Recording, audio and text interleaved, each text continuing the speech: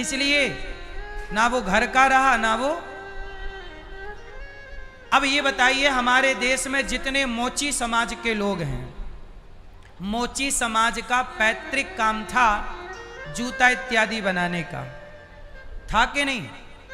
अब हमारे देश में जूता कौन बना रहा है? बाटा। जूता कौन बना रहा है? जब सारा जूता का काम बाटा ने ले लिया तो भारत के सारे मोची समाज क्या हो गए? बेरोजगार हो गए। अब जूता कौन खरीदे उनसे? यदि मोची का बनाया जूता आप सदा खरीदते तो मोची को रोजगार मिलता और भारत का पैसा भारत में रहता, बाहर ना जाता। अब मोची ने अपना काम छोड़ दिया जूता बनाने का। अब जैसे हमारे देश में हो गया बढ़ई। क्या हो गया? बढ़ई का काम था लकड़ी का, फर्नीचर का काम। अब बढ़ई ने अपना काम छोड़ दिया, अब बढ़ई कुछ और करने लग गया। तो बढ़ई का काम अब बड़ी बड़ी कंपनियां तुम्हें फर्नीचर रेडीमेड बाजार में दे रही हैं, अब उसका रोजगार चला गया। कुल मिला करके हमने अपने अपने काम छोड़ दिए, जिसका जो काम था। अब देखो, ब्राह्मण का काम है कथा सुनाने का, कथा सुनने का, तो ये दास अनिरुद्ध कथा सुनता भी है और आपको कथा सुनाता भी है। हमने अपना काम नहीं छोड़ा। हमारे पिताजी भी पूजा पाठ करते थे, मंदिर की पूजा करते, हमारे दादाजी भी पूजा पाठ करते, हमारे दादाजी के पिताजी भी पूजा, हमारी वही पीढ़ी आज भी। हमने अपना, अब मैं भी नौकरी करने लग जाऊं, मैं अपना पैतृक काम क्यों छोड़ूं? आप लोगों ने क्या किया कि अपना अपना पैतृक काम छोड़ दिया। पैतृक काम ही आपकी रीढ़ की हड्डी है, उस काम में आप मजे हैं, मजे हुए हैं। इसलिए जिसका जो काम है वो उस काम को बेहतर करे और अच्छा बनाए और उसे विशाल बनाए और उसमें ग्रोथ पैदा करे और रोजगार पैदा करने की क्षमता रखे। क्यों जी? बाटा जूता बनाता है तो क्या हमारे मोची भाई जूता नहीं बना सकते? क्यों नहीं बना सकते? बनाए, और वो भी इतने बढ़िया जूता बनाए कि 10-20 लोगों को आप रोजगार दो, 100-200 लोगों को रोजगार दो और आप अपने क्षेत्र में आगे बढ़ो। ये क्या होगा? फिर ब्राह्मण का काम ब्राह्मण करेगा, क्षत्रिय का काम क्षत्रिय। इससे हम लोग पहचानेंगे कि ये ब्राह्मण एक क्षत्रिय है। ऐसे में कोई बीच में कोई हमारे यहाँ छिंगुर बाबा जैसे लोग नहीं घुसेंगे।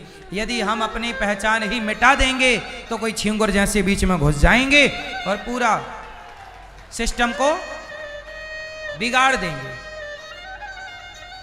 बात समझ में आई? किस किस को समझ में आ गया? हमारे यहां काम से पहचान होती है। किससे पहचान होती है? अच्छा एक बात बताओ, छोड़ो, मुझे एक प्रश्न का उत्तर दो। छिंगुर बाबा जब बाबा बन के किसी के घर गया होगा तो लोगों ने उसे क्या समझा होगा? कि ब्राह्मण है, पंडित है। क्या बोला होगा? क्या समझा होगा? बताइए ना। पंडित ही समझा होगा। पंडित बन के घुस गया ना एक मुसलमान, इसका मतलब है कि ब्राह्मण का काम ब्राह्मण करे। इसलिए कहते हैं कि कुछ काम ब्राह्मणों के हैं वो ब्राह्मणों के पास ही रहने चाहिए, कुछ काम क्षत्रियों के हैं वो। ये एक कोड वर्ड था, ये पासवर्ड है। काम एक पासवर्ड है कि मैं ये काम कर रहा हूं, मतलब दूर से देख के समझ जाएगा कि ब्राह्मण है। जैसे सिख की पगड़ी, सिख के माथे पे पगड़ी है तो आप दूर से देख के समझ जाइए कोई सिख आ रहा।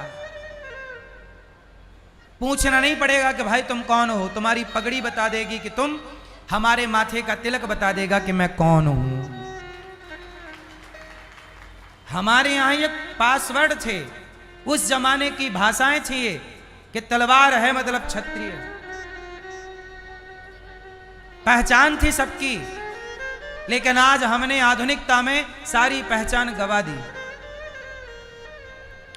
आर्ट, आप बात करते हो आर्ट की, दुनिया का सबसे उम्दा सबसे बेहतर आर्ट हमारे देश में है। क्या था?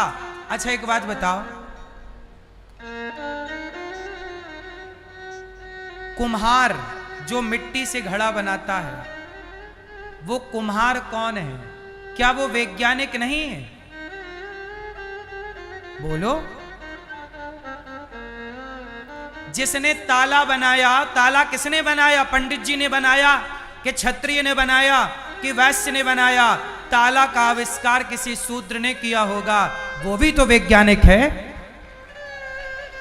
क्योंकि ये सब काम थे ना पुराने।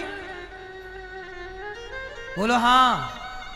तो सब अपने अपने क्षेत्र में वैज्ञानिक थे, रिसर्चर थे, सब अपनी नई नई रिसर्चें लाते और समाज की सेवा में वो रिसर्च समर्पित करते। एक बात बताओ, महाराणा प्रताप की तलवार जो है उसे महाराणा प्रताप ने बनाया या किसी लोहार ने बनाया? बोलो। फिर तो लोहार को आप वैज्ञानिक नहीं मानोगे जिसने ऐसी तलवार बनाई, 40 किलो की तलवार महाराणा प्रताप चला रहे हैं। आजकल हमारे देश में युद्ध होता है तो हथियार खरीदने सारे लोग जाते हैं अमेरिका, लेकिन उस जमाने में जब युद्ध होता था तो हथियार खरीदने कोई अमेरिका नहीं जाता था, लोहारों के पास जाया करते थे और लोहारों से खरीदा करते थे और लोहारों के पास रोजगार होता था। व्यवस्थाएं, इतना बड़ा देश लाखों साल से यूं ही नहीं चला आ रहा है, तुम 70 साल में पागल हो रहे हो। लाखों साल से ये देश, ये संस्कृति चली आ रही है और तुम 70 साल में सब तहस नहस किए जा रहे हो और अपने आप को बड़ा होशियार समझते हो। 70 साल में तुमसे व्यवस्था ना सुधर रही, जबकि हमारे ऋषि मुनियों ने लाखों साल से इस देश को संचालित किया है। बोलो हां कि ना? ये भारत कितना पुराना है? 70 साल पुराना है कि करोड़ों साल पुराना? फिर कुछ लोग कहते हैं कि यह देश संविधान से चलता है। ठीक कह रहे हो आप, संविधान से चलता है, पर यह बताइए 1950 में संविधान लागू हुआ तो क्या उसके 1950 के पहले यह देश नहीं चल रहा था? जब अंग्रेज नहीं आए थे तब यह देश नहीं चल रहा था? जब मुगल नहीं आए थे तब यह देश नहीं चल रहा था?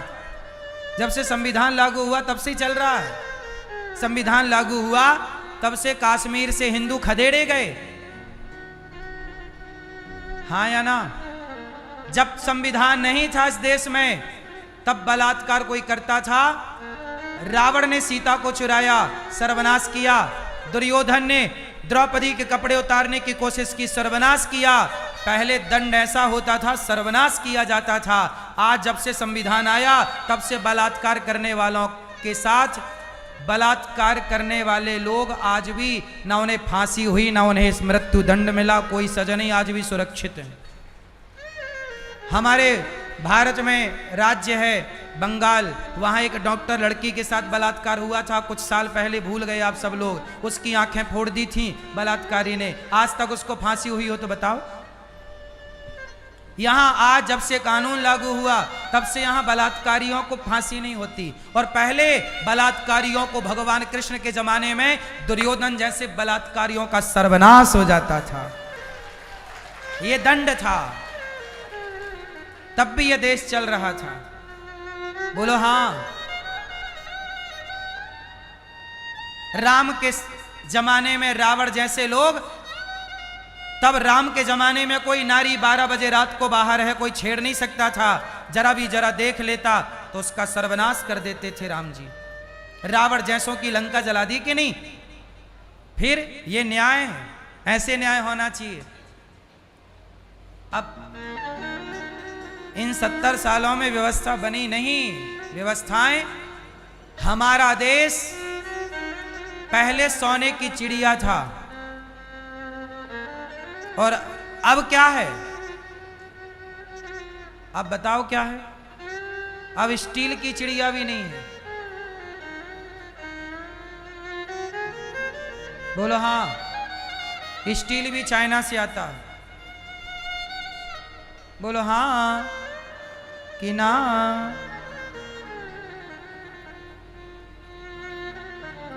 और सुनाऊं भारत की कथा कि भगवान की सुनाऊं? वैसे भारत और भगवान दो नहीं है, भारत की कथा ही भगवान की कथा है।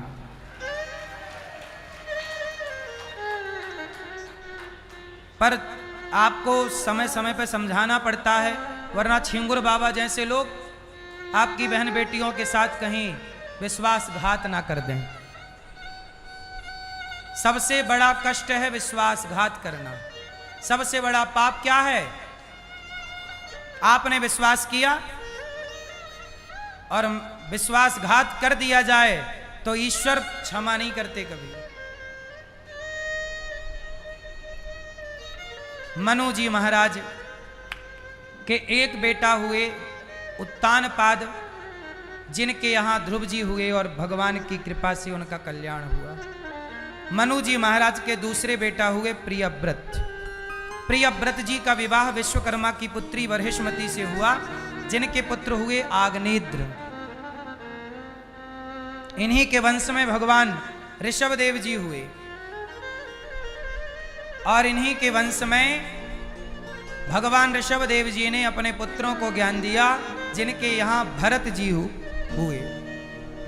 नायम देहो देह भाजाम नृलोके कष्टान कामान न रहते विडभुजाम ये तपो दिव्यम पुत्र का येन सत्वम शुद्ध्यै दस्मात् ब्रह्म सौख्यम त्वनंतम। नायम देहो देह भाजाम नृलोके कष्टान कामान न रहते विडभुजाम ये। भाई भक्तो, भरत जी नाम के एक राजा थे। भागवत जी में एक कथा है। उन्होंने सब छोड़ दिया और गंडकी नदी के तट पर गए, पर मरते समय उनका मन एक मृग में लग जाने से उनकी गति बिगड़ गई। इसलिए कहता हूं, मरते समय भगवान में चित्त लगाना। भरत जी जैसे ज्ञानी को मृग बन के आना पड़ा। तीसरा जन्म मनुष्य का हुआ। राजा रघुगण को उपदेश किया और दोनों भगवत धाम गए। 28 प्रकार के नरकों का वर्णन भागवत जी में है। एक अजामिल नाम के पापी की कथा है। कोई कितना भी बड़ा पापी हो, यदि वो भगवान का नाम जपता है तो उद्धार जरूर होगा। अच्छा ये बताओ, अजामिल के बेटे का नाम क्या था? क्या नाम था? नारायण। अजामिल के मरते समय बेटे का नाम निकला मुंह से नारायण।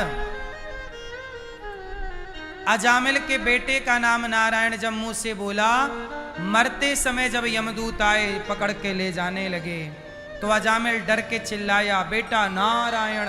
बेटे ने नहीं सुना, भगवान ने सुन लिया। एक नाम निकल जाने से पापी अजामिल का उद्धार हो गया।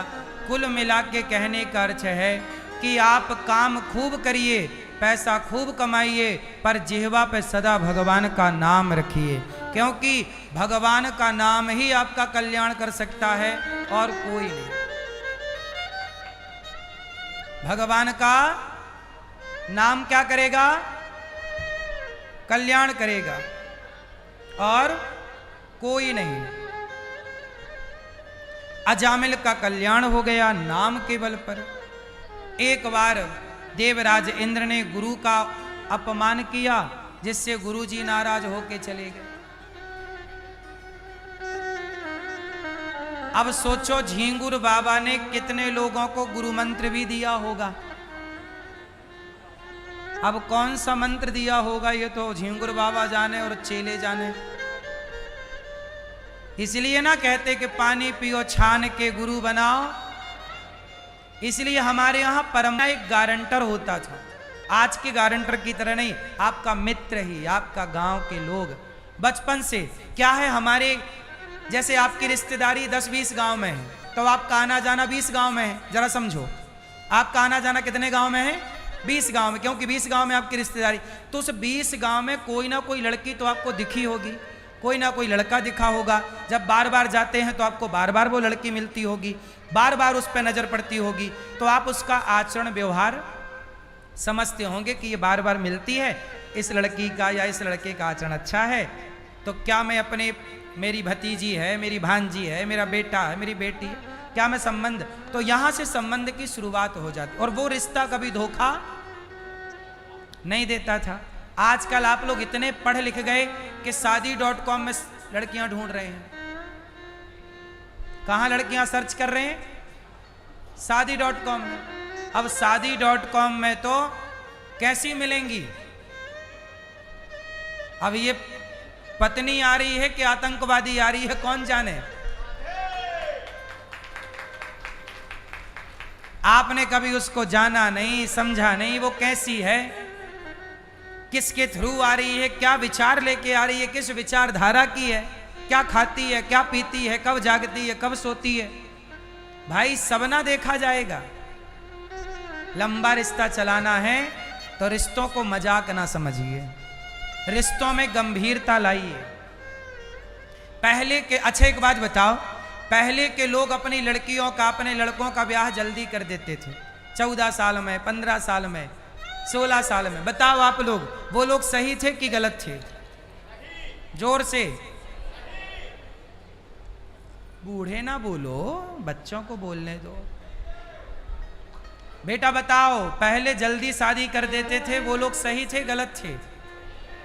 जोर से, क्यों? आप बताओ, आपसे पूछ रहे हैं। पहले के लोग लड़कियों का ब्याह जल्दी कर दे, लड़का भी छोटा ही था, 16 साल का लड़का है तो 15 साल 14 साल की लड़की है। बताओ सही थे पुराने लोग कि गलत थे?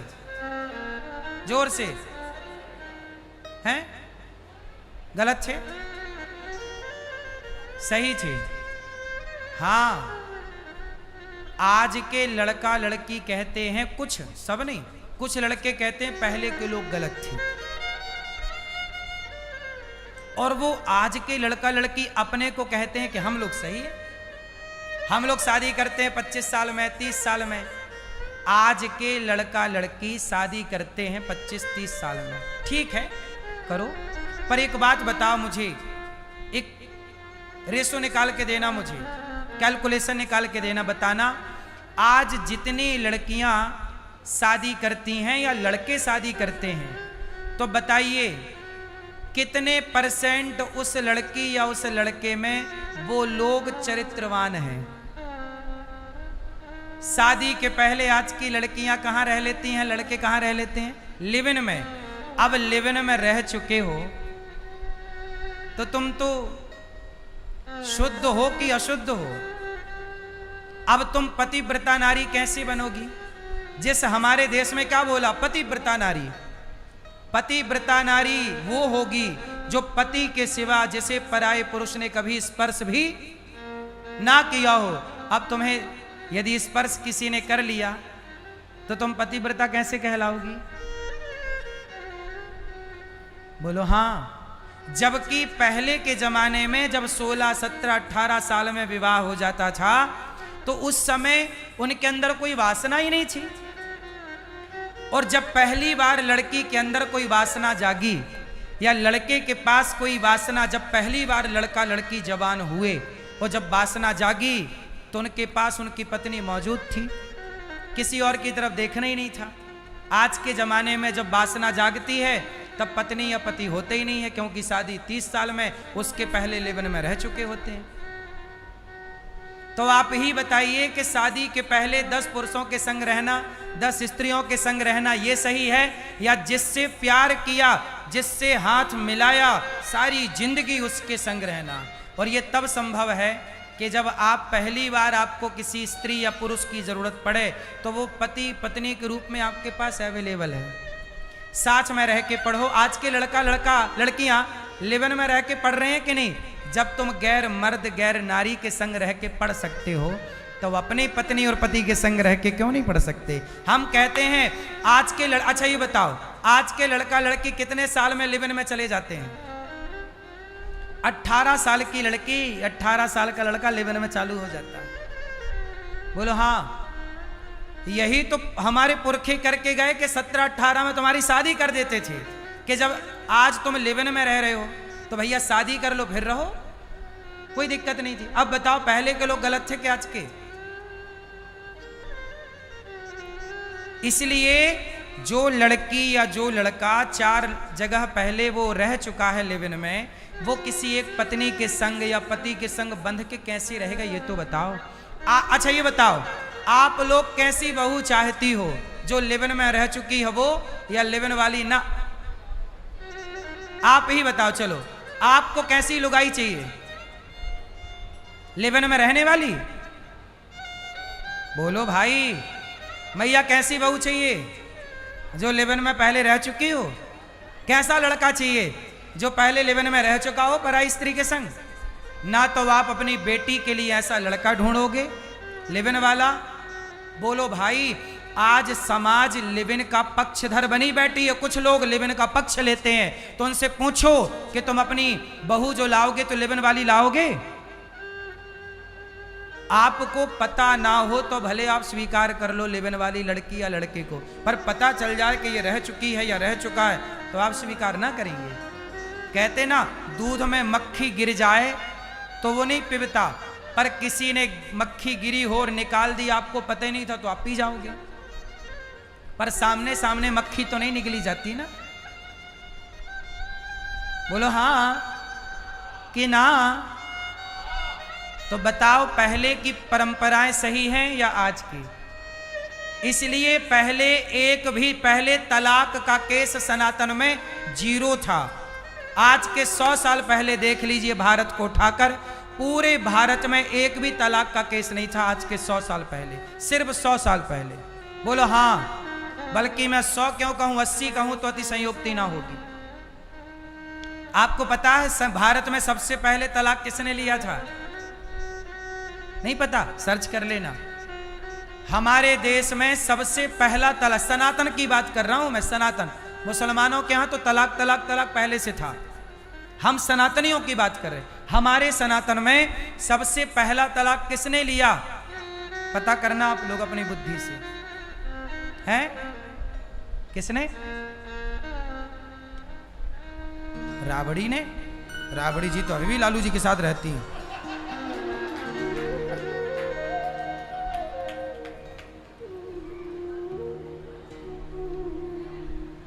हैं? पहला तलाक किसने लिया? आप सर्च करना, पता करना, कुछ आप भी जानो देश के बारे में। हम कहते हैं कि हमारे देश में तलाक था ही नहीं आज के अधिक से अधिक 100 साल। ये बीमारी तब से घुस गई जब से लिव-इन चक्कर चालू हो गया। पहले के लोग बड़े माइंडेड थे। लड़का कितने साल में बिगड़ता है? क्यों भैया, लड़कों के बिगड़ने की उम्र कब चालू होती है? हैं? 18, 19, 20, 21। लड़की की उम्र कब चालू होती है बिगड़ने की? उसकी भी 18, 19। पुराने लोग समझ गए कि छोरा अब बिगड़ने वाला। पहले ही क्या किया? शादी कर दी, जिम्मेदारी का बोझ कंधे पर रख दिया। बोले पत्नी आई, चल कमा के खवा। तो वो कमाने में लग जाता था, यहां वहां ताकना झांकना बंद। अब जिसके कंधे पे कोई जिम्मेदारी नहीं, बाप कमा कमा के दे रहा है, तो वो क्या कह रहा? ताकते रहते तुझको सांझ सवेरे। अब आज के बच्चों का गुरु कौन है? बॉलीवुड। और बॉलीवुड सिखा रहा है कि ताको, ताकते रहते तुझको। आज के बॉलीवुड सिखा रहा है जब प्यार किया तो डरना क्या। इसलिए छोरा छोरी जी दिन रात प्यार किए जा रहे हैं, समुद्र के किनारे प्यार कर रहे हैं, सड़कों में खड़े हो के प्यार कर रहे हैं, क्योंकि गाना सुना है जब प्यार किया तो। अब किसी का डर नहीं, ना माँ का, ना बाप का, ना समाज का, ना जमाने का। आज के लड़का लड़कियों को डर है?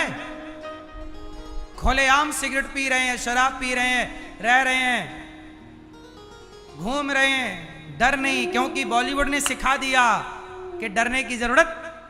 हाँ, पहले का समाज थोड़ा डरता था, इज्जत को लेके चलता था। आजकल तो लोग इज्जत उतार के चलते हैं।